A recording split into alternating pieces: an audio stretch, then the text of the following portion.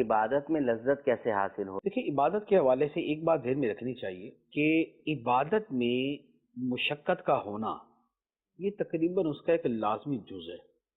ٹھیک ہے. بیشتر لوگوں کی جو حالت ہے وہ یہی ہوتی ہے کہ عبادت میں کچھ مشقت ہوتی ہے، کیونکہ عبادت کے لیے وقت نکالنا پڑتا ہے، عبادت کے لیے کوئی شے چھوڑنی پڑتی ہے. ایک آدمی اگر فجر کی نماز پڑھے گا تو اسے اپنی نیند چھوڑنی پڑے گی، ظہر اثر مغرب پڑھے گا تو اسے اپنا کاروبار آفس چھوڑنا پڑے گا، عشاء پڑھنی ہے تو بھی اسے کچھ نہ کچھ قربانی دے کے فیملی سے نکل کے جانا پڑے گا. تو جیسا اچھا اسی طرح جو روزہ رکھے گا اسے بھوک لگے گی، پیاس لگے گی اسے. تو مشقت ہونا جو ہے یہ ایک یوں کہہ لیں کہ اس کا ایک لازمی جز ہے.